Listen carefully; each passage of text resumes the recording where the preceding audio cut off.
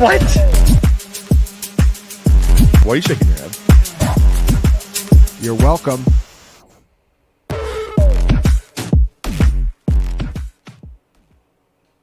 What is up? Welcome to the Week 3 edition of Matchup Points here at FantasyPoints.com. I'm John Hansen. Graham Barfield, Brett Whitefield, right there on your screen. We are ready to rock and roll. We've got the inactives already coming down here. CJ Mosley out for the Jets. This broadcast is being produced on the other side of the glass by our guy Tommy T-Bone. And guys, what's up? You guys ready? Ready. Fun week 3 slate. No, I'm just joking. Oh my God, there's so many injuries this week. Jeez, what a nightmare this week has turned into. Well, we'll do our best here. We don't take questions on this. This is, it's like data plus film. Graham being, let's go data, even though Brett's a data guy. And we talk, football, X and O's, matchups, whatever really stands out in terms of these 16 matchups. We got a full slate this week. Let's get right into it here. As the week kicks off tonight in my old home state of New Jersey, as the Jets take on the Patriots. Brett, I'll start with you. Schematically, football-wise, any thoughts on my Thursday night special pick here with Mike Williams up against a team that plays a lot of man? Maybe they put Gonzalez on Garrett Wilson. Tyler Conklin, my other guy's been a no-show. What are your thoughts right out of the gate here on maybe a big Mike game here and the Jet passing game?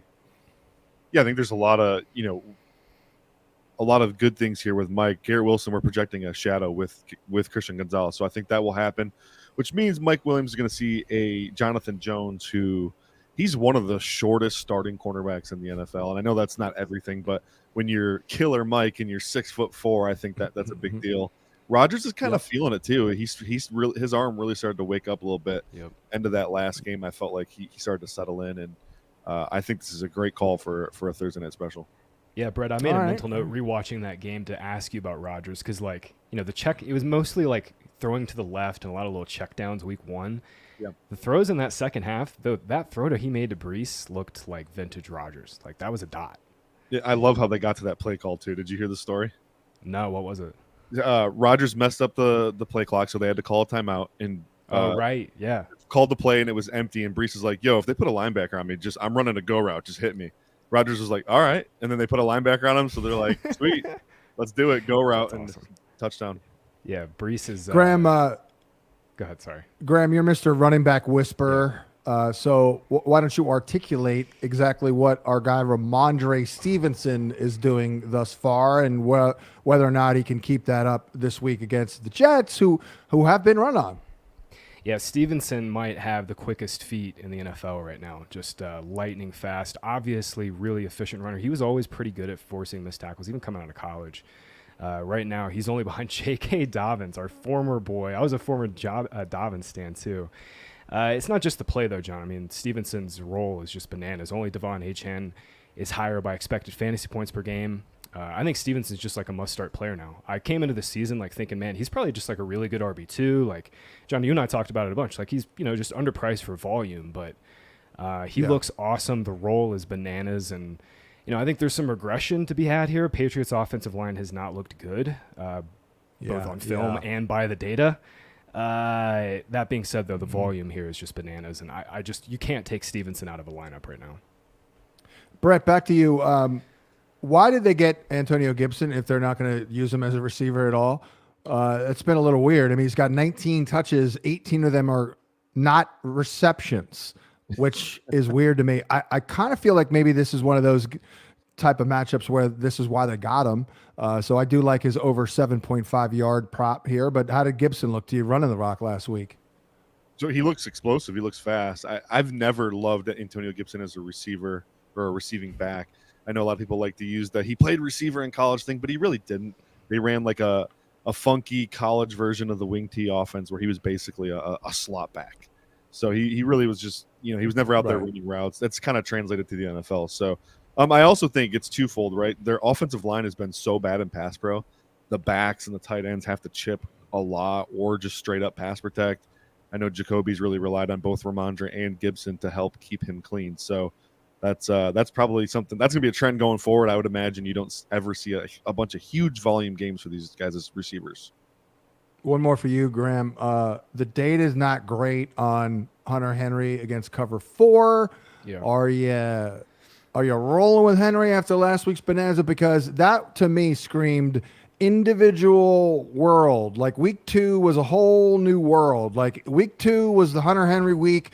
The dude might catch 3 balls this week. Yeah, it felt like one of those spots where the Patriots just weren't getting in and out of their receivers, and Brissett was just going to spam Henry. I will say he does project okay. The usage in general is fine. Like he's only, we were just talking about Trey McBride. He's second to only Trey McBride in route share. He's second only in target share to Trey McBride. So His it's ass, okay. Yeah, and his ass is good. Brett, you were on this last year. Brett was saying that Henry's a really good separator last year. So I think there's a little bit there as a low inside in one, but it's still the Patriots. It's still a low volume passing offense, but I do expect 5 or 6 targets tonight for sure. if I could add to that real quick, the Jets are without C.J. Mosley tonight. Yeah, this defense is really, really missing Jordan Whitehead.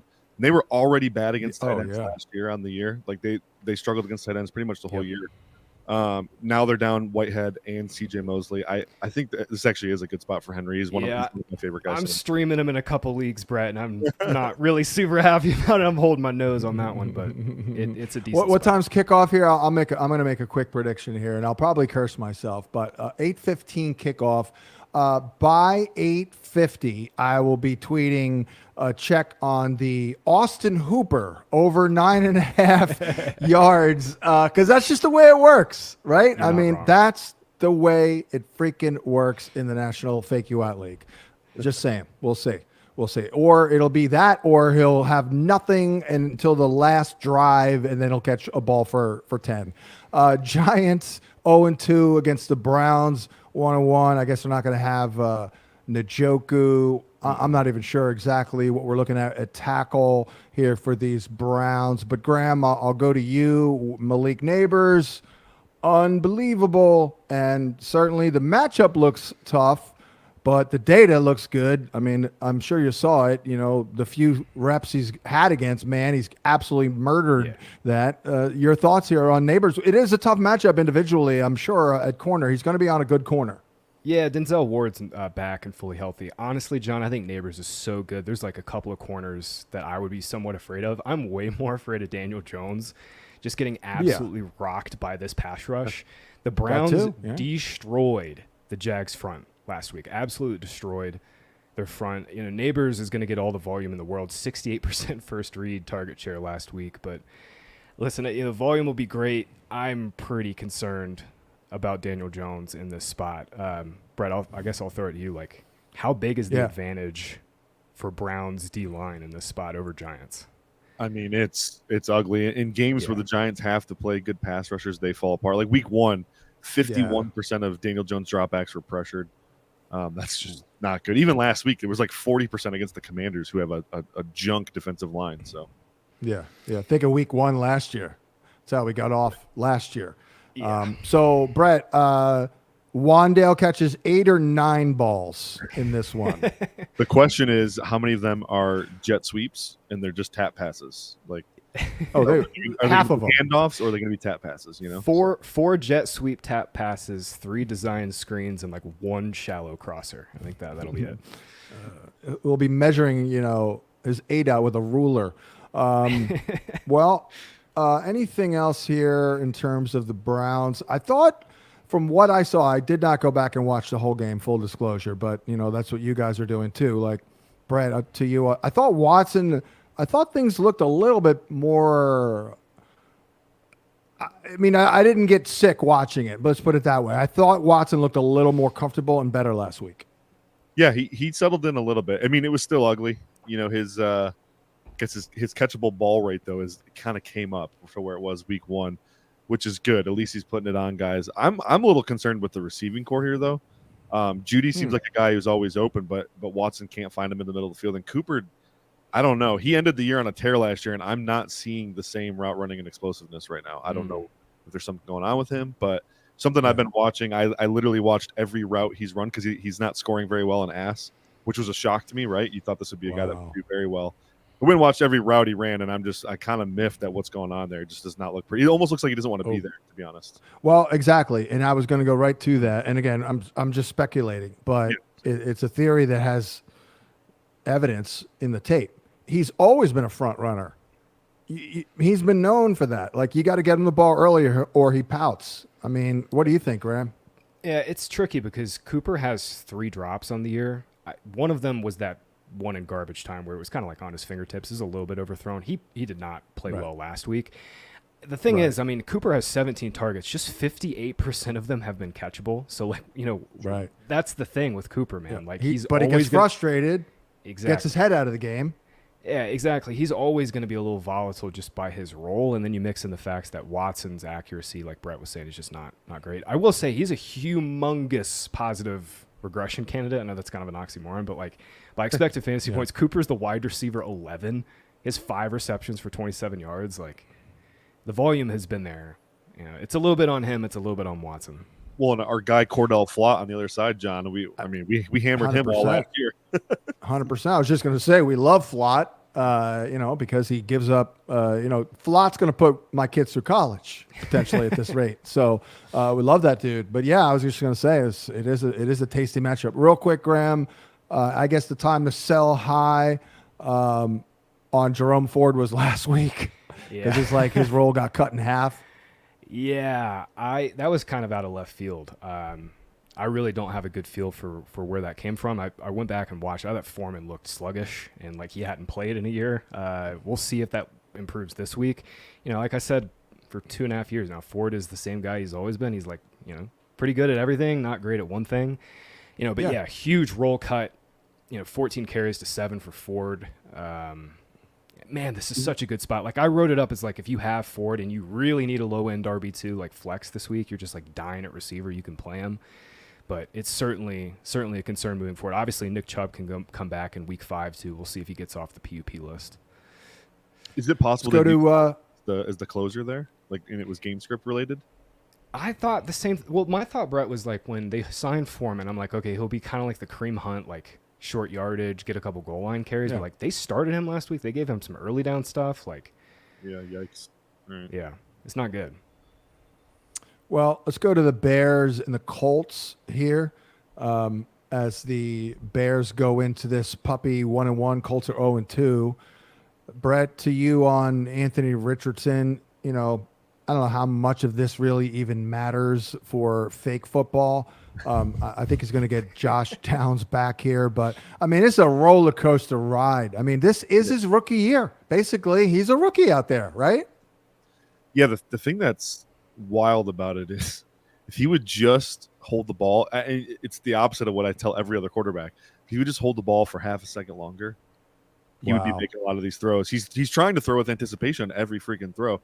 I think Downs is going to help him a lot, guys. I think getting a guy who's so good in the short part of the field will give him some layups, get him in rhythm. I really do the sticks. Help a ton. Yeah, move the sticks. Yeah. Stay ahead of the down. Just settle down a little bit, man. Yeah.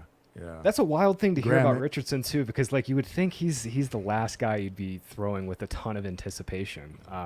John, one of the things I loved about him in college, that he did that despite his giant frame.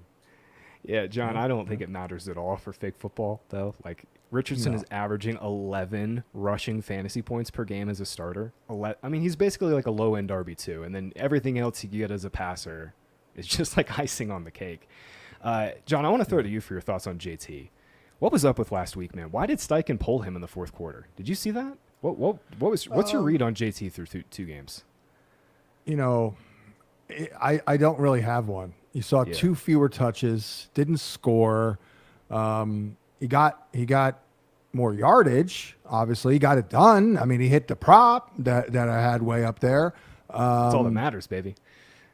Yeah, he ranks only behind J.K. Dobbins in yards before contact per attempt. But he's not getting anything after contact per attempt, which is very, very strange. I feel like they're just completely they're not synchronized offensively here. I mean, the problems though, but there are problems. Like, he's not getting the targets, not getting the check out a couple, but that's going to be a little low. It's going to come in a little low. He had a brutal drop last week too. I don't really care too much about drops, but he did have a bad drop last week too. He didn't have a touch in the fourth quarter, guys. That's really weird. In the game you're losing too. Well, Steichen was saying something like, we were just passing. It's like, okay, I get that you were passing because you're down, double digits, but like, still put JT on the field. He's better than Trey Sermon in dump offs. It was just bizarre. Yeah. I mean, I saw Goodson out there too, by the way. Oh, we got a note in chat from Thomas. A little bit of apparently JT was pissed after the game about the play calling, and the reporters asked him if he was hurt, and he was mad about that. So, I think you're right. Just they're not in sync. Bad vibes right now around the Colts, but they got to get this figured out. Their offensive line is so good. Like JT has so much, talent. Richardson has so much. It's like talent. The receivers are insane, dude. This four like receiver set is so good. We're worried about a guy who had 12 carries at 8.6 yards a carry, 103 yards. Because, Brett, they are deadly. They're going to be, if they can get settled down a little bit, get those sticks moving with downs underneath. Like, how the hell are you stopping everything here? Because, man, Pierce and the rookie A.D. Mitchell are deadly down there. Yeah, if they can just get Richardson's catchable ball rate up to, like, league average or even a little under, 72, 73%. Yeah, this offense just goes boom. What about the Bears here? I mean, both teams play a ton of zone. I don't know. I don't like any coverage, I guess, for Caleb Williams right now. But they're not really running the ball. I was not into DeAndre Swift at all. I guess he's getting the volume here. I don't know. What do you see here other than the obvious? They haven't had Keenan Allen, and the Dunze has been banged up. And by the way, with his heel injury, a guy that age, heel, heel no. I mean, I'm very worried about that one for Keenan Allen. That's a great one. Thank Brett, you. I'll throw it to you for your thoughts on Caleb. I'll be here all week. But like, I'll be here all season. I'll throw it to you for your thoughts on film thoughts on Caleb. But against pressure right now, like Caleb Williams is the worst quarterback in football. 26% completion rate, 2.3 yards per attempt. The good news is like the Colts have an really bad pass rush. Letu might miss this week too. Just put Buckner on IR, right? Yeah, that too. But Brett, what is it with Caleb? What do you see right now? I hate to beat a dead horse, guys. He just doesn't run the offense the way it's supposed to be run. He doesn't play within structure. I mean, shoot, a lot of the pressure he's incurred is self-induced. Offensive line hasn't played that bad. It's tough. He's not seeing it. Like, he was never asked to read coverages at the college level. And so to expect him to be able to do that at a high level from day one is a tough ask. It kind of helps him lean into that creative mentality, and it's just not working. He's finding out quickly that windows are a lot tighter. NFL defensive linemen are a lot faster. It's harder to escape. Are they doing enough though to like spoon feed them? Get them out there on training wheels. I got a hot take for you. I think they're actually doing too much. I think like if you remember the Justin Fields, Tyson Bagent offense last year, they're doing a lot of that where it's like screen, third down draw play. Like they think the screens will get him in rhythm, but those aren't rhythmic throws by nature because you're like inviting pressure into your life. Yeah. So take something off it and kind of Wow. All right. Well, not great, although not a horrible matchup here. This is a pretty even matchup here overall when you really think about it. A lot of similar in some ways. I picked Bears to win. And now I'm shitting bricks with Brett against Caleb. But I will say, like, this is a really good matchup for their run game. We didn't talk DeAndre Swift, John. I know you said you're out on him. So was I. But if Swift does not get it done here, guys, if he doesn't get it done here, the Colts are getting moved off the ball. We were just talking about their injuries. They're giving up nearly 5 yards per carry to running backs. Like, if Swift can't get it here, we're going to see more Khalil Herbert. Colts cornerback room is awful too. Like this should be a get right game for the Bears, honestly. But. God, their defense stinks. Yeah. Yep. Let's move on to Houston and Minnesota. That's a defense that does not stink. They're blitz happy. They're tough, man. They're good against the run right now. Amazing against the run. I feel like this is a real challenge. I feel like Stroud has been absolutely fine compared to the rest of the league, Brett, but I just haven't. It's only 8 quarters. I just haven't gotten that warm and fuzzy feeling like last year. But again, I still think he's more than holding his own compared to the league. But your thoughts on the Texans' offense now with another game in the books and then this tough matchup? Yeah, so I'll hit the matchup first, and I'll talk a little CJ Stroud. This is the exact same blueprint I called last week with the Vikings beating the 49ers. Houston are the 49ers South. They're the same exact team. Yeah. The build is the exact same. I mean, the Vikings, and Houston's a little bit better, I think, right now because they're healthy than the 49ers. So maybe the Vikings don't win this game. But I think, again, it's very competitive. Minnesota stacks up very well. So I kind of like this matchup again for Minnesota. But Stroud, he's playing really well. There's been this element to his game that's missing where it's like he's not willing to slam his foot on the gas. I don't know what it is. Like Nico Collins, for example, against the Bears was absolutely dominating that entire game. In my opinion, Collins was by far the best receiver of the week. He was dominating every freaking I couldn't believe it. And they stopped throwing to him at a random point in the game. And I'm like, what are we doing here? What? Like, that's how you're moving the chains. And they had a couple drives stall out. They let the Bears hang around, and that could have cost them. Hopefully they don't do the same against the Vikings here. Well, Graham, do you have any interest in Cam Akers if he gets the nod? I'm feeling like he's – we always get sucked into these people. Oh, he's going to get 20 touches. Oh, great. He got 48 yards with one catch and he didn't score. But your thoughts? That has basically been the story of Akers' career, sadly. He's going to start. I think we're going to see Dario Ogunbowale play a ton on passing downs last week. Daria outsnapped Akers 10-6 on passing down. So, Akers will get the early down stuff. This is a really, really tough Vikings run defense. We've been on this for 2 years, but like Brian Flores, just the way he plays, they blitz a ton. They have a really tough front. It is not a good spot. I just think, John, there are so many good freaking running back plays this week. Like the top 20 at running back is just loaded. Like they're all like, you could make a must-start argument for all of them. I mean, unless you're just dying at running back right now, I'm not like super stoked to play Akers. I will say this is such an interesting matchup from the Texans pass game perspective because they blitz so much, because they play so much too high. I mean, Nico is just shredding everything, but small sample stuff. But Nico has a 31% target share against too high coverage. Dell is at 15%. Diggs is at 13%. So when we all thought like it was gonna be like a 1A, 1B, 1C type of thing, it's all Nico and these dudes. He's Dell still the alpha, and he's balling too, guys. Looks awesome. Yeah. He is incredible. I mean, there's a guy who is fast, man. He is so fast at 6'4". He just gets on top of defenders. I would have to say a lot of that, Brett, is just he's just feeling it right now. Like my favorite phrase of all time because it's so applied to me. If you think, you stink, and he's just. I mean, the ascension is just like every year. I mean, it's kind of an old school growth spurt. Over a number of years, because that's kind of used to be that way. The year 3 wide receiver breakout, that was Nico for sure. Yeah, last year. Yeah, him and Stroud have such a connection. I think a lot of their play calls in the huddle are just DSS, which means do some shit. That's it. Just get open, bro. I'll find you.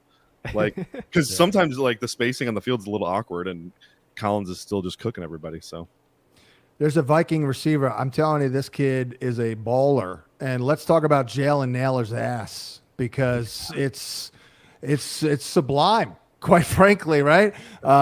Where is he? He is 5th in average separation score through 2 weeks. Brett, what do you think? What do you see out of Jalen Nailor? I see a guy who is really good. Like I feel like they don't even need Addison, honestly. Well, they do, but what do you think? Here's what I love about what Nailor brings to the table: vertical skill set. His release package is really crispy, and he can win with speed vertically. That's such a perfect, combination of skills for a wide receiver 3 in an offense. When Addison comes back, Addison can do a lot of things. Jefferson can do a lot of things. Then you have your perennial deep threat in Nailor.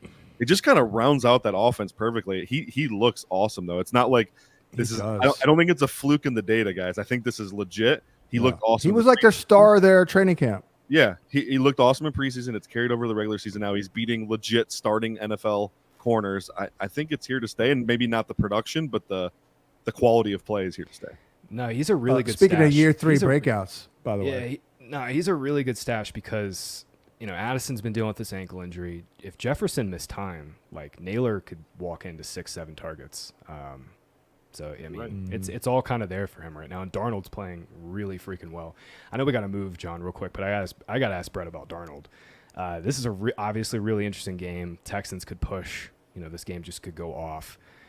Darnold looks pretty freaking good, man. He looks comfy in there. That some of those throws he was making last week were pretty good. I mean, obviously O'Connell has kind of built an infrastructure around Jefferson, but what have you seen from Darnold? Because right now, man, Vikings have to be thrilled. I'm blown away by what I've seen. He's always been kind of a gunslinger, but he's doing it now without putting the ball in harm's way, which has been his biggest thing. His turnover per dropback rate was the highest in NFL history coming into the season. So, but he's like second in the league in catchable ball rate. I know. I think he's way up there in accurate throw rate as well. I think top 10. And so he's getting it done, and he's not turning the ball over.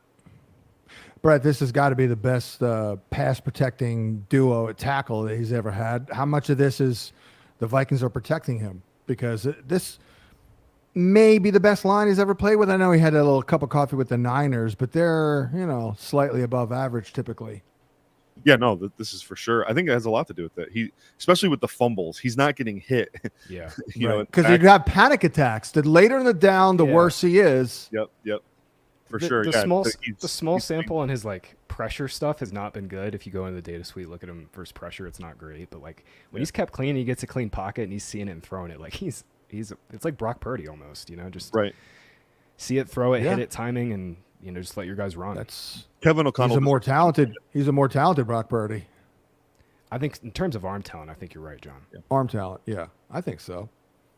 More athletic. I mean, I think Darnold's more athletic. Purdy has kind of underrated processing, I think, but yeah. Oh God, yeah. No. Purdy, I believe is probably elite compared to Sam Darnold, which is ironic because Sam Darnold has a huge head. Massive noggin, just massive. I couldn't believe it. I stood next to him one time at the comma. I'm like, what? Big old head on big old Sammy. Well, hope it's filled with thoughts of just throwing to 18 times this weekend. Let's hope it's filled with that. Well, we were kind of on the right track with that last week. We were like, it's going to be a Justin Jefferson. I know that's not the most riveting comment there, but he could have gone ballistic had he not gotten hurt. That was one of the greatest pass plays in Vikings history. I must tell you. I know that sounds dramatic, but I mean, how many was it? 97 yards. The Diggs play will always be number one. The helmet toss, but that has to be up there. Has to be up there. Yeah, Ahmad Rashad's Hail Mary reception, which I saw live in 1981, because the network said the game had ended. Probably the Eagles. They cut to it, and that's my team. And I just happened to see it was literally the greatest day of my life when it happened. And then it was ruined by 30 years later when I recounted it to Ahmad Rashad himself, and they rolled his eyes. But that's neither here nor there. The Philadelphia Eagles at the New Orleans Saints, and wow. I mean, boy, Brett, I'll go to you first. When you look at the problems with the Eagles, where do you start, offense or defense? That's probably a tough question. Oh, man. Well, I think when your quarterback's playing as bad as Jalen Hurts, it's hard to win. But, man, their defensive line is awful as well. So, let's not get it twisted here. Both units are letting them down, the same, essentially. Their pressure rate through 2 weeks is what, 29% or something? Non-existent. And they have a lot invested into that D-line with the two big boys up front, and then, bringing in Bryce Huff, who, by the way, looks like he completely stinks all of a sudden. That's kind of a weird – I mean, he looks terrible. I don't know what's going on there. Then the corners are beatable. Slay in the red zone's been awful this year. Quinyon Mitchell getting juked out of his pants the other night. I mean, the whole thing kind of stinks right now, guys. It's all bad. Yikes. I love it for fantasy, though, Brett. You know why? Because the Eagles are going to give up a ton of points this season. I thought their pass rush would be better. I thought that was the one thing I was like, okay, their corners and their secondary, I have questions, but I thought their pass rush would be way better. I didn't actually. I remember bringing it up going into week one. I'm like, yeah, you did. I don't know where it's coming from. I actually, you know what else I brought up? That the run D wasn't that good in September, October. I was talking about that. Then they fell off a cliff. And now what are they worse at, guys? Are they worse at defending the run or the pass? I don't even know. Right now, I think it's the pass just because they're rush, but it's both. Man, this game, obviously, Saints are just running so hot just after rinsing everybody. But this game has just massive shootout appeal. I wrote up Rashid Shaheed as I thought he'd be a really good wide receiver 3 this season. I think he's a wide receiver 2. We were all over this with Shaheed last week. But it's incredible, man. He can absolutely fly. He's a perfect fit in this offense because he's constantly on the move. Kubiak's doing such a good job moving him around and getting him leverage. He also has one more target than Olave and way more air yards. He has more first reads. Like Shaheed is like right there with Olave this week, I think. He was my favorite late. He was my favorite late round receiver last year, and I was a freaking year too early. And I regret not being all in here, but whatever. Can't win them all. Brett, I mean, how worrisome is Jalen Hurts? Like, is he not pulling the trigger? I mean, it doesn't seem like. I don't know, man. I said that the vibe I had on him when I was around him at the combine was unbelievable, and all that's come true in terms of being a leader and all that. But I almost feel like he's kind of jumped the shark here. I don't know what the hell is going on. Like, how scary is this? Yeah, this is scary. I mean, fundamentally he looks completely broken.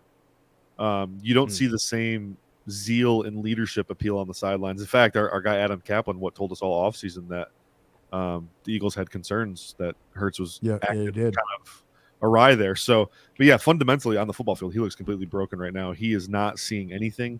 He is putting the ball in harm's way. It feels like every third play. I mean, it's really ugly. He can't read coverages.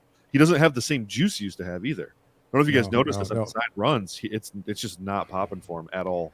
I mean, he was a little better Graham in week 2 than week 1 because week 1 he looked lethargic. I thought the speed was back in the open field last week, but his first carry of the game, he barely made it to the sideline for like a 2-yard gain, and it did come back later in the game, I think, as the defense got a little tired. But man, I was really concerned after that first carry last week. Yeah, he seems like one of these runners, Brett. I don't know how you feel about this, but he's not like explosive. You know what I'm saying? Like it takes him a minute to like get up to speed, but once he gets up to speed, he can move. Yep. Yeah. Well, I think too. One of the things with him is he's got unbelievable vision. Yeah, that's part of the reason why he's so damn good. He does a great job at not taking hits, and that is a skill in itself by for sliding and stuff. Before we move on, real quick, I mean, Devonta Smith is like must play this week. He is Batman. Man, he is going to be funneled the ball in this spot. 12 targets in one game without A.J. Brown, the wild card game. Last year he got 10 targets. Last week without A.J. Brown, so this is an amazing spot for Devonta Smith here. You know, it's a shame though. I almost feel like he probably would be better with A.J. Brown. You know, the slot snaps were down, Brett, this week. I mean, I'm not going to say a damn negative thing about skinny Batman, but I almost feel like I almost rather him inside a little bit more with playing with A.J. Brown. Yeah, it's tough because their only options are Britton Covey and Jahan Dotson, and Covey's basically got to play in the slot. He can't play on the outside, so that's gonna hamper him for sure. How are they going to get into a shootout? Because Dallas Goedert, like Jalen Hurts can't apparently get the ball to Goddard. Like, how are they going to hang if Carr is, back there doing his taxes? I mean, they may slice him apart. How the hell are the Eagles going to – this could get ugly. I actually think the Saints are going to body him pretty bad. Like, I'm feeling that pretty good. I don't know if this is going to be a shootout. I think the Saints kind of maybe put the stamp on Nick Sirianni this week and things start getting real ugly in Philly. Oh, my God. That is wild. Man, I mean, it's going to get ugly there. You're right. I don't think Sirianni is going to make it. Wow. And then what happens with Kellen Moore? Whew. They should have chose Steichen, John. They should have chose Steichen. Yeah. Yeah. Oh, yeah. Oh, yeah. I actually said that, not gloating or anything, but I told Adam Kaplan, and I said it to him. I'm like, I'm just reading Sirianni, this guy is not him. He's too freaking weird. I'm sorry. Chargers at Steelers. Well, how about Quentin Johnston?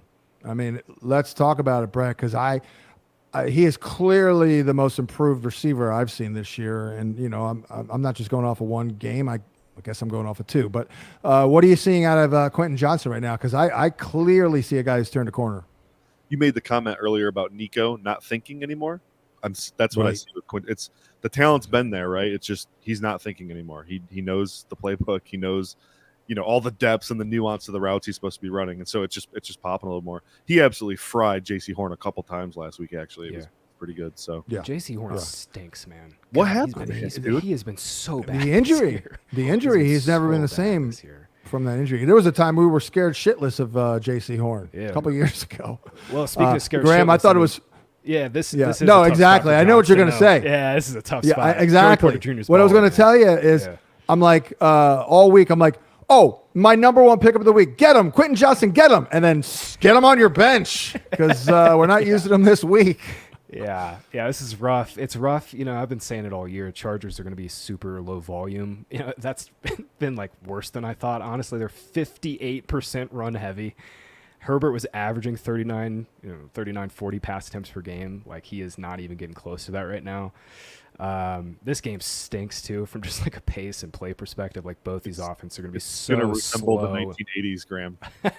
We're going to get Brett, it might resemble the 1980s so much we get some one high looks and some safeties drop down to the box finally again. Hey, don't be ragging on the 80s, man.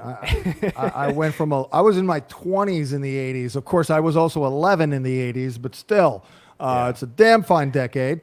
What about Ladd McConkey this week, real quick? I like that one there because the Steelers, that's where they're weak, right, at nickel? Yeah, that's where I've been thinking about that one all week, John, bumping up McConkey a little bit. Palmer might miss this game. He's really beat up. He came in with like a knee injury, then he's got like multiple injuries this week too. So, what a buzzkill. Yeah, I think this could be a good spot for Ladd with Johnston most likely locked down on Porter. It's a battle of the Titans. Chargers O-line versus Steelers D-line. That's going to be we're all the game. Yeah. Well, I mean, that's strength versus strength right there. I mean, I don't know. I don't know who I got in that battle, but I do know this. I am starting George Pickens here, Graham. I mean, some of this stuff, and I love George this year, and I said I don't give a crap that it's Arthur Smith and they'll throw it 26 times a game, honestly, because George, they throw it 26 times a game. I feel like George is getting 8 of them, basically. What are you seeing out of Pickens? That's basically where we're at. Yeah, Fields is throwing it 20 times through 2 games. And Pickens has 32% of the first reads. Like, he's the only show in town. In terms of the separation stuff, he looks phenomenal. Last week he had a big play called back. Fields made a great throw on Surtain. That play got called back. He had a DPI on Surtain. Obviously, you don't get points for that. We kind of called it last week. Surtain's a great matchup. This is the spot, though. Chargers are good defense, really well coached team, but they don't have a corner that can run with Pickens. Brett, I see Justin Fields trusting George all day long. Mm-hmm. I mean, dare I say they got like a chemistry already. Yeah, I think this gets better as the season goes on, as long as Fields remains the starter. Similar to how you saw Fields and DJ Moore develop that rapport last year. Yeah. I was just thinking the same thing. And let's not forget, DJ Moore in Fields' starts was the wide receiver 3 in fantasy points per game. Only Jefferson and CeeDee Lamb scored more. I mean, unbelievable. Absolutely. I think DJ Moore is a slightly better player than George Pickens, but like this version of Pickens is awesome. Like, he is playing. It is. Talk about third year breakouts, man. Like, this is it. Oh yeah. And by the way, spoiler alert, Brian Drake was out this week. Guess who is the co-host of this week's podcast, or previous week number 3? None other than Mr. Adam Kaplan. It's already in the books, and he brought up a great point on George, not a number 1 draft pick. So we're kind of looking at contract stuff at the end of this year already for George. He's going to get paid. He keeps playing like this. My man's going to get paid. Yeah. Exactly. So it's looking good for George. Jorge. Let's go to Denver at Tampa. Brett, any better with Bo Nix last week? Start there. No, that was rough. Moving on. To be fair to him, though, 2 horrible matchups to start his career, so maybe Tampa's a little bit. Sure. I don't know, though. Bowles is just going to pin his ear back and blitz the crap out of Nix, though. I mean, they're already at like 45%. They might go to 50 in this spot. Yes. Bowles is losing sleep because it's basically Christmas for him. He gets the blitz of Ricky QB. That's like, oh, my God. Yeah, I just did some last-minute lineup setting in a couple leagues where I needed a defense. I saw Bucks out there, and I was like, oh, this is easy. Pick up Bucks defense. I do think Sutton has a pulse this week, John. Obviously, he's caught 2 really tough matchups against Seahawks secondary. Joey Porter last week. I think Sutton's in play this week, but yeah, it's not been great from Nix. What have you thought of Sean Payton, real quick, Brett? Because the Broncos are like super stale right now. No motion. They're slow. They're a slow, sluggish kind of operation right now too. Like It's been infuriating to watch. yeah, I dove in because Javonte Williams, splits are not good. Actually, the team in general can't run the ball. I was like, why is this happening? Their O-line's good. These running backs are pretty good. Dude, they're running everything out of 13, 21, 22 personnel. So, I mean, Javonte's seeing 8-man boxes on like 62% of his carries. It's freaking ridiculous. And like, I don't know why. It's 2024, my man. We can't be playing 13 and 22 personnel like this. And their tight ends stink. Right. Like if you had decent tight ends, like sure, okay. Yeah. 35% of the time, go ahead. But their tight ends, that's a great point, man. It's terrible. And Marvin Mims and Troy Franklin, 2 receivers on your roster. What are they, just worthless? You know what I mean? Like just hopeless. Like why are they on the roster? You know what I mean? Those guys can run a little bit. I've actually always kind of been of the opinion that Sean Payton was overrated because I was in the business before he went to New Orleans. He was an absolute roller coaster. Like he was. There were moments when he was, I believe, with the Giants where everyone thought he sucked. Then all of a sudden he was a genius. I'm like, oh, what happened? Oh, that's right, he got Drew Brees. I mean, just keeping it real here. We'll see what happens, but we haven't seen crap from Sean Payton without Drew Brees, have we? Well, he got Teddy Bridgewater to a QB1 season or something. Yeah. Scott Barrett always reminds me of that when I tell him I hate Sean Payton. Yeah, but I was looking back through some stuff with Teddy, dude. Teddy was pretty good in 22. His last season with Miami. Remember how bad Skylar Thompson was? We'll get there with Miami, but Teddy was pretty good in 22, man. I think Teddy was a little bit underrated. Anyway, not to go off on a tangent on Sean real Payton. quick on Broncos receivers, like Lil Jordan Humphrey is their number 2 right now in terms of routes. Like what are we doing and what why? are we doing here?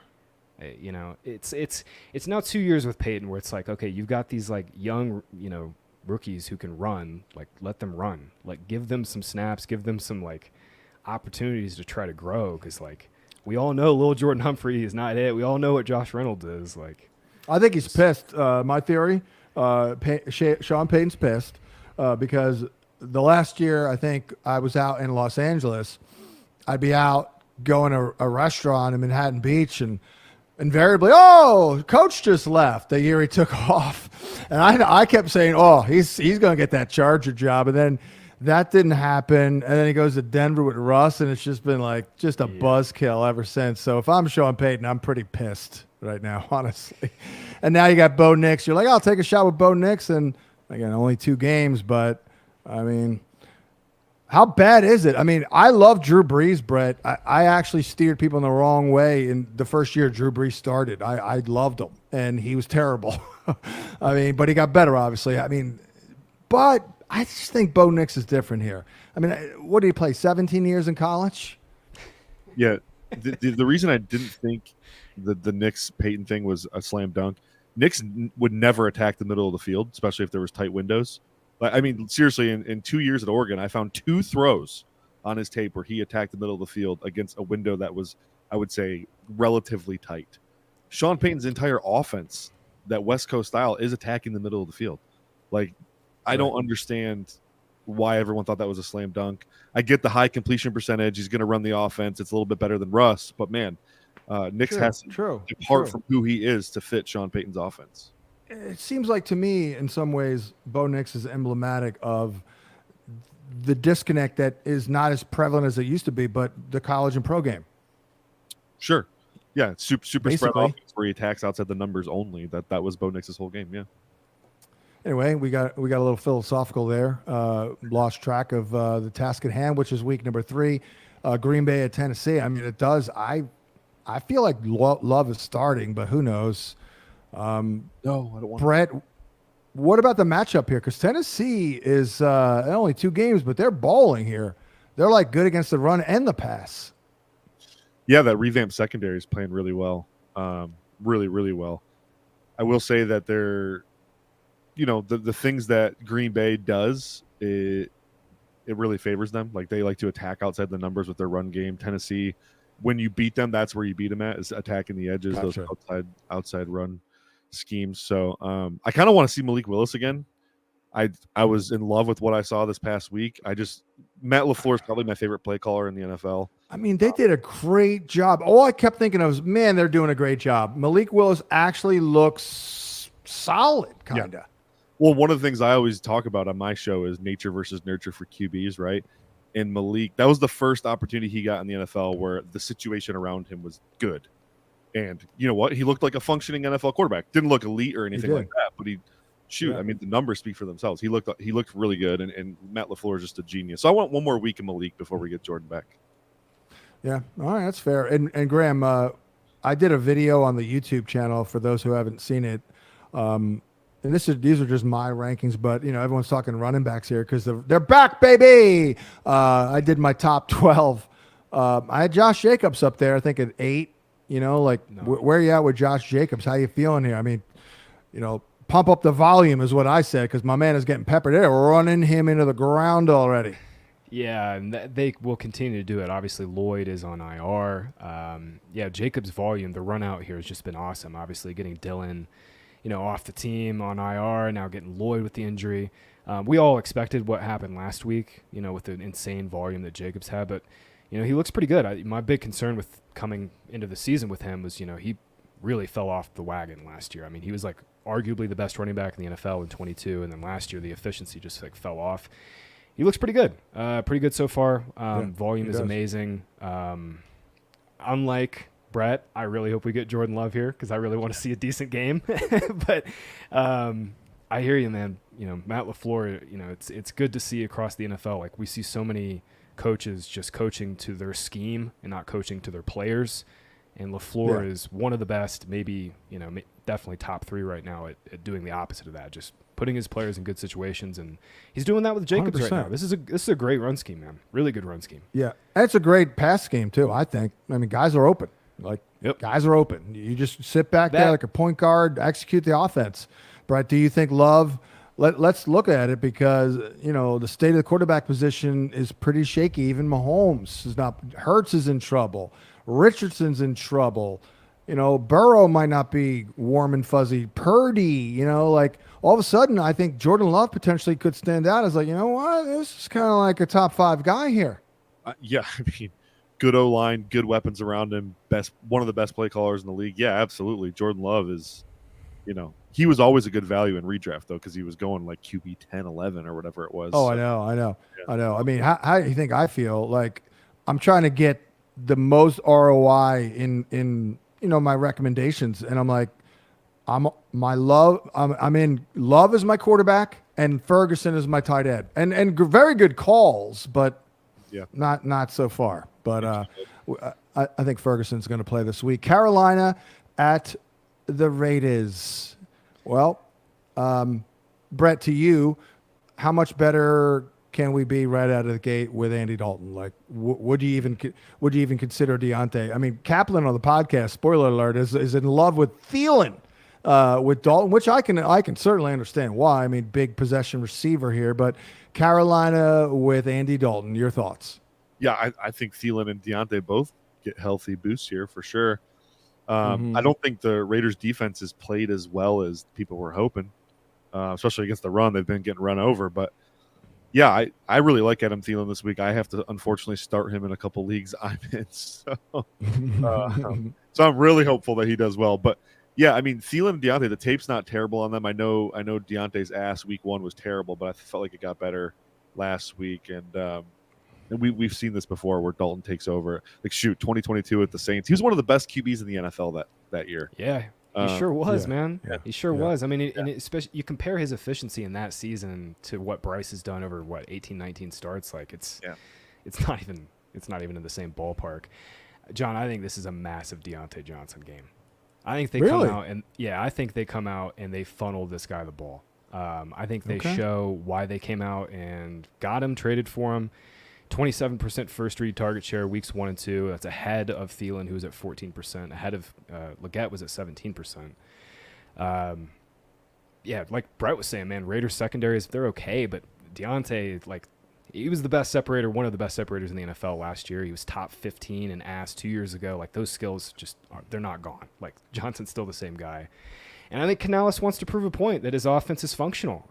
He wants to prove a point that his offense can be functional with functional quarterback True. play with a guy. Yeah, Look, true. Brett's made so much fun about Bryce's tippy toes. The other thing is Bryce, he has no pocket awareness whatsoever. That sack that he took on 3rd and 4 last week, I think that had to be the throw the clipboard moment for Dave Canal. Like he's backing up. See, Graham. Well, Okay, I mean, but I'm just saying, like Kyler can't see either, but Kyler has elite athleticism. He can get out of the pocket. Bryce can't. He's got nothing. He's like me when I'm 5 years old, taking off my glasses, and because I literally couldn't see anything. You know, I mean, he's just not seeing anything. He's seeing everything and nothing. You know what I mean? Like he's just seeing bad stuff, seeing ghosts probably. One guy who doesn't have a good ass but crushed last week, and I think he's going to do it again, would be Devontae Adams, right? Oh, yeah. The ass is not that great with Devontae, but he'll see a lot of J.C. Horn, and he kills cover 3. Yeah, this is a big Devontae game. I actually meant to talk about him on your show yesterday, John. Completely forgot. But love Devontae here. This is talk about proving a point. I feel like the Raiders really want to get this pass game moving. It's been kind of slow. Brock Bowers has really been the only thing working. So I think Devontae is going to want to get his hands on J.C. Horn early. I'll say this, though, because our guy Kaplan worked with Antonio Pierce. They were colleagues on the same show for a couple of years. So he knows Pierce, and he knows Pierce is kind of old school. If you do not start Zamir White this week, then you should cut him. That's my contention. What do you think?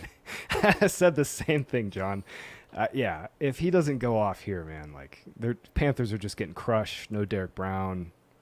He does have 22 carries to Madison's 9. You know, Madison's just playing more in the passing game. But yeah. If you drafted White in the 7th round this season, and you're not playing him this week, like I don't know why you drafted him. Brett, one more for you. Probably comparing apples and oranges, but how does the start here for Brock Bowers compare to Laporta's open in terms of just being impressive? Because again, I've been doing this for 30 years. I feel like Dr. Evil. I've been doing this for 30 freaking years. And I mean, it's just so rare that, you know, a rookie balls out like this. Oh, it's a treat. I mean, he obviously is everything we thought he was going to be. Gosh, I think between him, McBride, and Laporta, you probably have the best young trio tight ends I can ever remember. I mean, it's honestly, I can't remember a better trio that are this young in their career. So I'm very excited. But he really is the only thing working on that offense right now consistently. That's it. The usage is amazing too. Like Bowers is obviously super fast, great separator, but like they're doing these things where like Brett, they've run him on these crossers and they have him go back across the field and like running out to the sideline. It's like it's we call those X7s. Weapon. Yeah, found a bunch of those. Yep. What do you call that, Brett? X7. Okay. It's like a cross sail combo. Yeah. Yeah. I mean, dude, he's incredible. Incredible. Let's go to Miami at Seattle. Not incredible is Skylar Thompson, who is like a check down guy, athletic guy. Brett, the ramifications, like it's going to be harder to do everything probably. Run after the catch, air yard plays. Like I'm not seeing that. Yep. I'm kind of looking at Jonnu, who, by the way, was my Thursday night special last week, and he looked freaking great. So any thought, could Jonnu actually be a thing with Skylar Thompson? Ooh, I don't know about that, John. Okay. It's tough. Right. Skylar, you failed to mention the grit. He's gritty, right? He got grit. Always got that. Yeah. So it's just so every tape I've seen of Thompson as an NFL player is just not good. I don't know. I know. This is concerning across the board, honestly. I'm a little okay. sick. All right. Yeah, they're going to go really run heavy. Thompson made 2 starts in 22, ironically, both against the Jets. And it was the only 2 games that year where Miami's pass rate was below, 1% below expectation in the negative. I think Raheem Mostert might play this week too. He's coming back from a chest injury. They're just going to load up these backs with carries. Achan's going to get designed a million targets, John. Thompson came in and immediately targeted Achan 4 times. Jake Tribby had a great stat that Thompson leads all quarterbacks in check down rate to his running backs at like 27%. Just bananas. Volume is gonna continue to come to Achan's way. I'm sitting. The volatility though with Achan, the volatility is a little. Know, man. I don't think he's going to be I mean, volatile at all. dating this back to season. last year. I'm dating back to Yeah, last okay. year, like the peaks and valleys and pops up in the injury report. Like, man, he's a that's fun an player experience. because he'll have like 5 plays where it's like 0, -3, 0, 1, Right. and then he goes for like 35. Right. Real quick to Brett's point about Thompson. I'm sitting Waddle. It sucks, but he is always the secondary player in this offense. I think Tyreek is going to be the first read, and we just talked through Achane and the backs. Like it's scary for Waddle the next couple weeks, and this is a horrible matchup too. Seahawks secondary is awesome, man. Rick Woolen is balling. Yeah. Those guys are frisky. Yeah, they're good. He's back this year because Reek Woolen didn't have a great year last year, I don't think, right? He was kinda beat. back. He dealt with a bunch of injuries, I think. Same with Devon Witherspoon. He missed some games last year too. Yeah, and McDonald's. Well, I mean, he's going to mix up the coverages. Yep. Confuse the hell out of Skylar Thompson. I was thinking about this last night when I was writing this game up. This has nightmare written all over it. Like Seattle's getting a ton of pressure. Their secondary is good. Like this could be just an absolute nightmare for Miami. I got to tell you, man, I was not into him last year. I actually didn't list him as a target, but I did give love to him, and I ranked him over the ADP on our cheat sheets. It's a JSN o'clock, guys. I really think that way. I was shocked by Lockett in week 1, but not shocked in week 2. But I don't know, man. Good matchup this week against Kohu there inside when he's in there. But Brett, what'd you see out of JSN? Because our guy Kaplan has got some good things to say about him on the podcast tomorrow. Yeah, freaking finally. Thank you. My God, it was nice to see him get targets that weren't at the line of scrimmage for once too. I mean, and he's such a fluid route runner. He makes route running look easy. He's basically always open. So I'm loving it, man. Yeah, this How about was the Geno? ideal. How about Geno, Graham? I mean, Geno, baby, he's back. And I think the reason Geno led the NFL in passing yards last week, he threw for nearly 330, was because of JSN. I mean, we finally got JSN a 10.6 yard average depth of target. This is the 3rd highest ADOT he's had in a game in his career. This is what unlocks this offense, right? It's like JSN not just getting the underneath stuff like Brett was saying. It's like, let's get him down the field over the middle, stretch the seams a little bit. And, oh, by the way, this is an awesome spot. Slot receivers have accounted 47% of the targets against the Dolphins this season. Really, really good spot for JSN. Yeah. But, Brett, I do have a question here about the fact that maybe they threw it a lot just because Zach Charbonnet is not very good. I mean, Yeah. he does not look good. No, he does not. Patriots defense pretty nasty, so I guess there's that aspect of it. But yeah, you're right. He doesn't look very good. He seems to be caught between this body type, like the archetype they want him to play. It's like they're tossing him between pass down guy and big running back. He can't. Are you be a big thumper or what? Exactly. It's like at 235 pounds, this guy's not going to be very effective in the pass game. But that's what they've asked him to do. I don't know. It's super weird. Yeah, this is Ken Walker's backfield for the rest of the season. There's no doubt about that. No doubt. Yeah, but our I guy don't know. is very worried about Kenneth Walker. I know, and he was right about that. He was, this is like a just it's something he's going to have to get surgery on eventually. Just hopefully it's not this season. Yeah, it's been like chronic. I mean, he does get hurt a lot, unfortunately. Yeah. It's this chronic, groin, whatever he's got. He just needs to get it cleaned up. Yeah. Detroit at Arizona. Well, talk about the matchup here. Your Lions, Brett, they're not struggling to get to the quarterback. How about that? I mean, unbelievable performance last week. But, they are struggling on the back end there, and this could be another Marvin Harrison game. I actually don't think they're struggling on the back end, to be honest. They had the one busted coverage against Godwin last week that went for a 41-yard touchdown. Other than that, they freaking locked it down. The week before, it was everything Kupp caught was 2-3 yards up the field. So I'm actually not too worried. Or what about like Carlton Davis? I mean, like he's been, he's kind of beatable, right? I mean, he's on a new team probably because was a little beatable. Yeah, I think he's a big upgrade over what they had last year. I like the combination of him and Arnold. That said, I mean, traditionally all last season, the Lions really struggled with guys like Kyler Murray who can break the pocket and play creative. Now we haven't seen the secondary tested with that guy yet. So that gives me I'm a little hesitant because of that. Kyler's playing out of his mind right now. Easily the best quarterback performance of the season so far. Wow. In my opinion, he's been awesome. And then Marv coming to life last week doesn't make me feel better about that. I'm honestly, both offenses in this game should get over, in my opinion. I think Arizona probably moves the ball pretty well, and Detroit, like Arizona's defense is still really bad, so Detroit should have no problem getting back on track and scoring points here. I think they'll run it. Yes, they will. Like maybe a little bit more. We had the stat about Stephen O'Rourke popped it out. Like when coming off losses, they run it, X% more. And with Gibbs going back to last year, Get back to the end for sure. I did call that Amon-Ra St. Brown game last week. If you recall, I said he's catching 10 balls. He caught 11. He did get banged up here. What about Laporta? Yeah. Graham, I'll go to you. What about Laporta, man? You got to love Laporta. Yeah, I heard something today from Ben Johnson. He was like, first week was a JMO game. Second week was a St. Brown game. This is a Laporta game. Yeah. They got to get him going. It's just really that simple. The first 3 target share is way down. They're going to get him going in this spot. There's no doubt about it. I'm with you, though, John.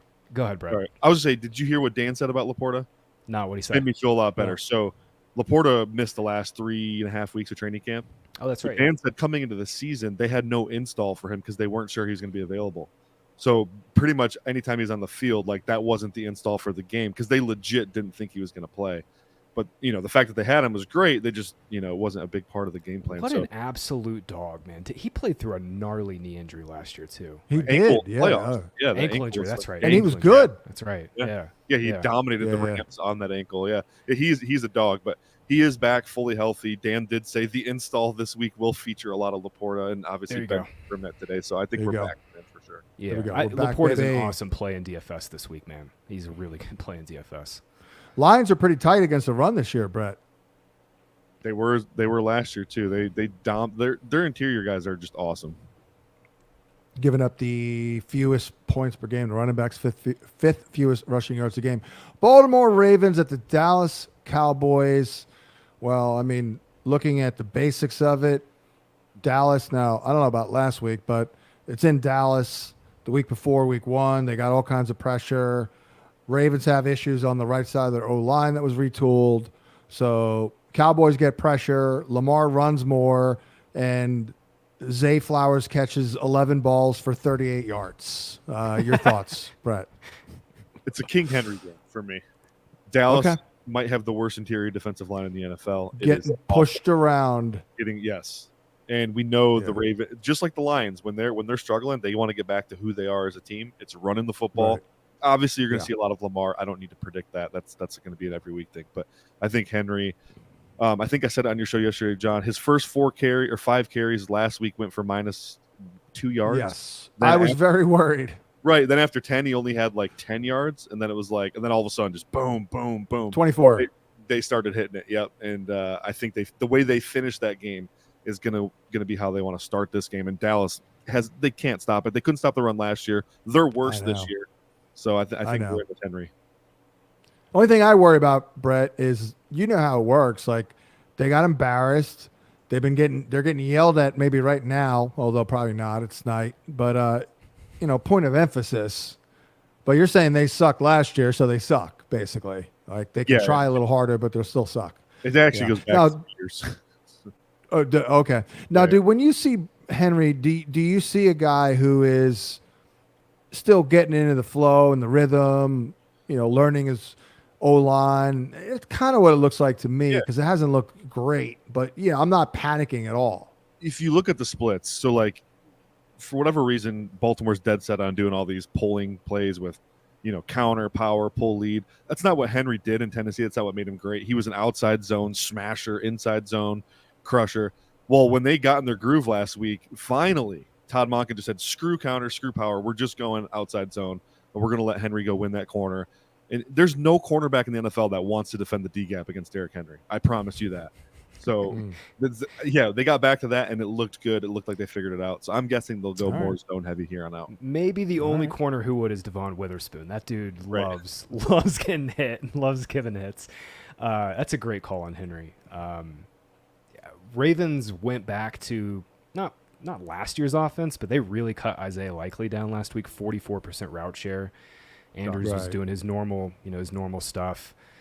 Dallas didn't face many pass attempts last week against, the Saints, but they did give up 7 receptions for 71 yards in week 1 against Browns tight ends. So, it's a really rough tight end slate, but I'm going right back to Mark Andrews. And the Likely thing was a little bizarre, Brett. Did you note anything just watching the game on, why they were kind of pulling him off? Because it felt like one of those things, like they found something, like let's play a ton of 12 and, get him on the field. Yeah, I think, like I said on the show last week, it's going to be game plan specific for Likely. That's why I wasn't panicking on Andrews at all. Yeah. And in fact, if you look at Andrews has the biggest disproportionate amount of good ass to target per route run ratio right now. I don't know if you saw Football Insights chart he posted today. Andrews is way up there in ass for tight ends, and his targets per route run isn't there. So it's going to come back, though. And I just think there's going to be game plans where Likely's involved where they need to use 12 personnel. But I will say going to a more outside zone heavy scheme might limit the amount of two tight ends they use. I don't know. Yeah. It is the week 3 edition of Matchup Points here. Just a bunch of dudes talking about ass, basically, is what we're doing here. It's kind of like the new thing here, and we're loving it. We love ass. Love my job. Love my job. It's the best. What do you do for a living? I talk about ass all day. I look at ass all day. I look at data on ass. I look at the ever-shifting landscape of ass. San Fran 49ers at the Rams. I mean, start him if you got him here. Well, Kittle did pull up a little injured this week, but Ayuk should. I mean, the Ram D is really bad. Brett, I'll go to you. Like, how bad are the Rams here? I mean, Brandon Ayuk's going to retire Tre'Davious White this week. That's what I got to say. He's going to what? He's going to retire Tre'Davious White this week. Yeah. I think I felt so bad for Trey White. Yeah. This is the game for sure. I joke about it, but like this is the type of game where I think he could get beat up so bad he might be the next IR candidate. Vontae Davis just retires at halftime. He's like, bro, I can't do it anymore. Well, think about it. The Rams are shutting guys down now because they're so beat up. I think Trey easily could go to IR after this game because he's going to get wasted. Yeah, it's a shame. He used to be a stud, Trey White. Yeah, all the injuries just caught up to him there, man. I mean, what do you think is going to happen with Kyron Williams? I mean, he's going to get fed the ball. Yep. But, man, I mean, there's just not a lot of support out there. What do you think, Graham? Yeah, their offensive line stinks. Obviously, what made that offense so good is, they switched to a bunch of man blocking and ran a bunch of duo last year, and they're still kind of doing that. But, like, their offensive line's beat up. Tough spot here, too. Kyron's going to get the ball a ton, though. I mean, he's RB1 in snaps, RB4 in expected fantasy points. Like, you can't bench him. But, yeah, no Kupp, no Nakua. Stafford doesn't have his top guys, and the Rams' offensive line is beat up. Like, it is a little scary for Kyron, but, in this landscape with, all the volume he's going to get, he's such a strong play. I was prepared to come on here and just hype up George Kittle relentlessly, but, man, he picked up a hamstring injury. In front of maybe the best spot he's going to get all year with no Debo. It sucks. And their backups stink now. They got Warner, isn't it? Is it Charlie Warner? It's going to be Eric Saubert. Yeah, it's going to be Eric Saubert, yeah. Charlie Warner. He sounds like an old vaudevillian performer who had a ventriloquist or something. There's a reference for the kids. Let's move on here because it's ugly there for the Rams. Juwan Jennings, by the way, is not bad, especially with Kittle out. Like, he's good. I mean, he just makes those tough catches. You know what I mean? Like, he's done a really nice job. Kansas City at Atlanta. Brett, it looks like the Chiefs are now taking out opposing teams number 1, kind of. I mean, is that what you're seeing with Spagnuolo and McDuffie? Yeah, I mean, for sure. I mean, this is what Spagnuolo does, so it's really not that shocking. Their secondary just somehow always plays good no matter what. No matter who they lose. Every time they give up one of these top corners, they bounce back. So that's true. Yeah. They're getting a lot more from their D-line this year, too. That's worth noting. George Karlaftis has really turned into a nice player. Mike Dana is having a really good season, just things you wouldn't normally expect from them. Guess I didn't expect him to do it this year. You like, man, talk about corners don't matter. Like, oh, Legere Sneed, yeah, see ya. No, we're good. Right. I mean, McDuffie is awesome though, no doubt. Graham, what say you on the backfield here? I would say, you know what? You know what the answer is? Avoid. I would avoid the Chief backfield, but Yeah. I mean, we got to give an answer. I'm still going Pirine for now, but you know what? It probably should be Hunt. Yeah, my thought for this week at least is it's going to be Steele getting the early down stuff. P. Ryan will get, most of the passing down work. They did bring up Keontae Ingram off the practice squad, so Hunt is still in the practice squad at least for now. Man, I just think Chiefs throw the hell out of the ball though. Right now they're like middle of the pack in terms of pass rate over expectation, like 53% pass heavy when the game's within a score. This pass rate has plenty of room to go up, and with no Pacheco, man, the Rashee Rice printer is just going to go burr. Oh my God, he is going to catch 110 balls this year, man. Yeah, he is. Worthy probably going to see a little AJ Terrell treatment. I am still not sure what to do with Kelsey, Brett. My instincts, because I mean it's creeping in the doubt, but my instincts are. I didn't put him in the article, but maybe buy low. I mean, he had that play call back. They're managing the snaps. I mean, I don't think Kelsey's fallen off a cliff, has he? No, I think they're in just cruise control with him until it matters. I don't think there's no reason to risk him. Okay. And by the way, how much better did you feel, Graham, too, about Kirky and the offense? I thought Kirk looked a lot better. I mean, as much improvement from one week to the other as I probably could have hoped for with Kirk Cousins, Brett. Yeah, absolutely. I mean, even just the mobility, he was willing to move off of his spot a little bit, kind of reset and throw. You saw the zip on the ball was there. You did not see that week one. And then Drake London was out there cooking fools as well. So, yeah, London looked good, man. I thought it was funny the first play. I think it was maybe the first play they threw it. They were immediately put Cousins under center just to kind of prove a point. They're still not throwing deep though, John. I don't know if it's just he doesn't trust the deep ball yet, but only 3 of his passes have been 20 or more yards in the air. The only completion he has on a deep ball right now is the last drive to Darnell Mooney. It was just like a deep sail where the corner was playing like way off the ball. So. I would still like to see some deep shots from Cousins, but, he definitely looked a lot better. Chiefs are just not going to give up the deep shots, though. They play so much too high. Yeah. Well, I mean, could it be a Pitts game? Yeah. Will there ever be a Pitts game? I think if there's a spot for Pitts, it's this one. The Chiefs have just been hammered by tight ends. They've given up 25 receptions for 276 yards against tight ends through 2 games.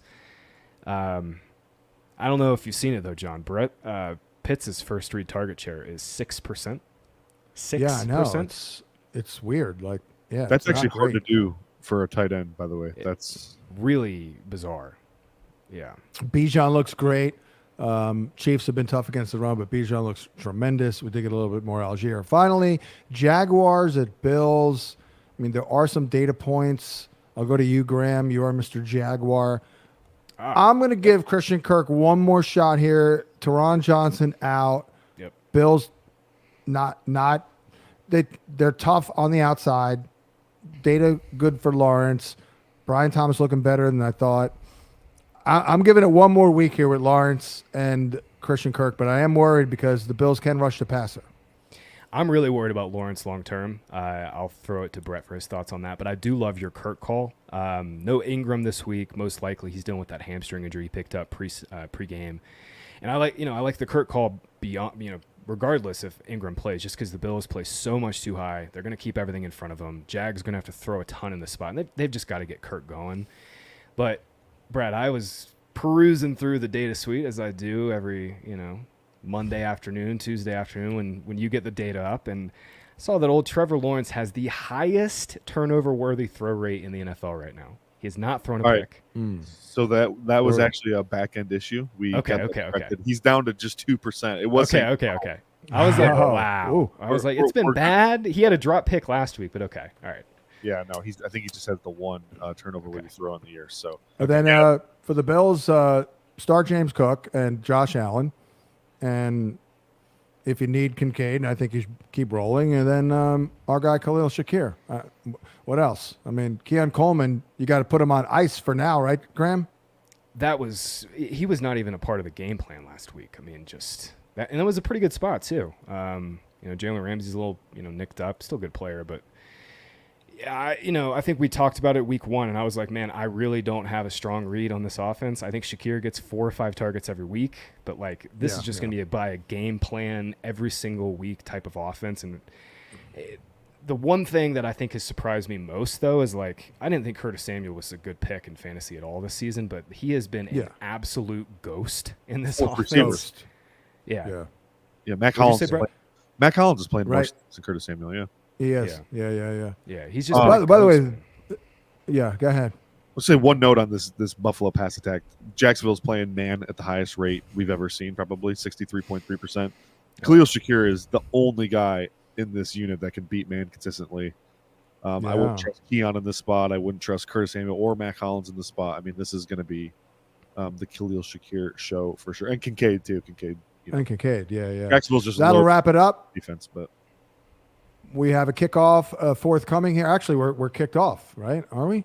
Oh, yeah, we are. Nice. Mike Williams has a catch for 5. Yeah, baby. But we'll and he's 19 yards to go. We'll end it here. Great stuff from Graham and Brett as always. Maybe we'll make this a podcast, but you could always listen back and get more insight. I'm sure you could download it somehow. We'll figure it out, but. Thanks for liking the channel and subscribing to that. I'll wrap it up for Graham and Brett. I'm John. Thank you to Tommy T on the other side of the glass. We'll catch you next time. What? Why are you shaking your head? You're welcome.